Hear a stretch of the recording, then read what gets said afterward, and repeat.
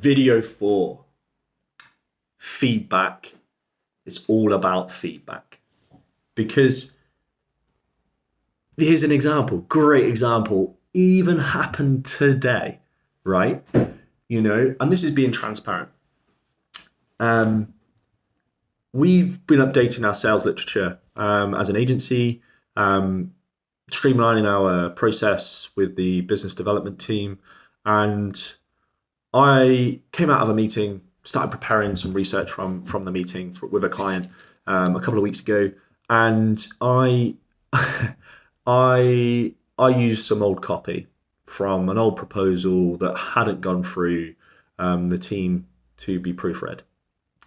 I'm not the best grammatically, I'm a speed typer. I want to get my knowledge on a piece of paper really quickly. I really struggle to proof my own work. I know a lot of people ever do as well, but it skipped the process.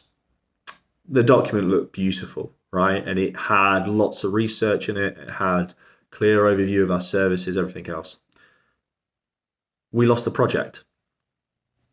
And as I was speaking to Aisha, our ops and comms coordinator, she took the phone call from this prospect and said, Dean, unfortunately, we've got some feedback. And I'm like, unfortunately, this is great. What's the feedback? And as I can see her typing away on, when you see the avatar or Aisha's typing, and I'm like sitting there going, cool, Aisha, can you type any faster? Because my anxiety is like building and building and building.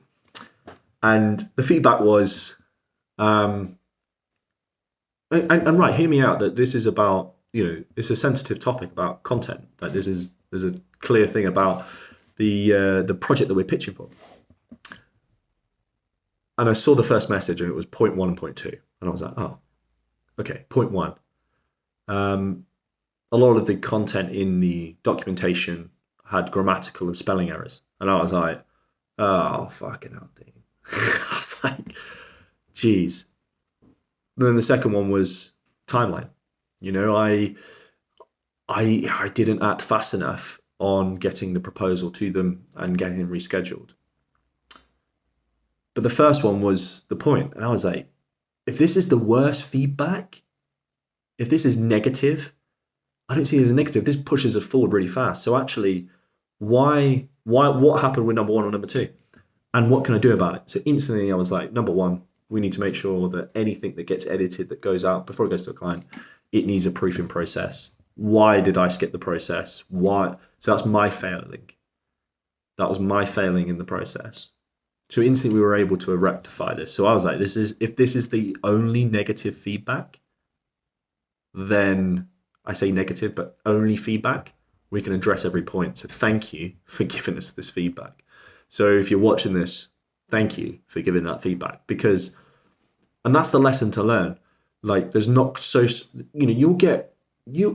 everyone will have an opinion about you, your project, your business, your work, your coursework, your blog, your video, even this, I'll get comments about, whatever it may be, like your music, whatever it could be, it will constantly, you'll get feedback, you'll get messages, you'll get comments. And all I would say is don't take it to heart. Don't take criticism to heart. Just take it as feedback. And when you take it as feedback, then you just ask yourself, what can I learn from this? What actions do we need to take? What processes do we need to change moving forward? Because we can only get better, because it's only feedback. That's it.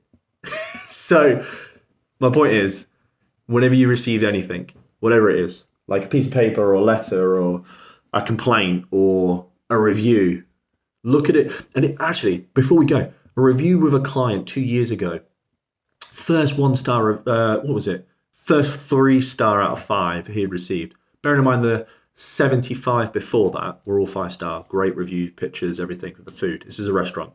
Gets the 3-star going, oh, the portion sizes seemed a little small for a large. And first of all, we were like, who is this guy? Like, the food portions are absolutely fantastic. Like, let's look at all the other 30 reviews that mentioned the portion sizes were great. and value for money, So we were like, who is this guy? And I was like, oh, hold on. Before we, go socially stalking this guy, what do we need to learn from this? And actually, how we use it as a positive. And let's respond to this guy, ask him to come in and, give him a complimentary meal upgrade. Ask him the question of what would be a reasonable size, what are you comparing us against?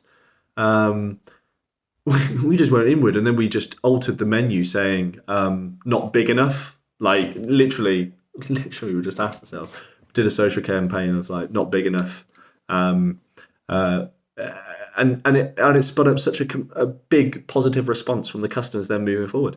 And still to this day, it's the only 3-star rating or only star rating below 5 that the restaurant's ever received. But it was feedback, and that's the way to look at it. It's like we instantly go, ugh, but actually, if you switch the mindset of this is feedback, what can I learn from it? How can we do better?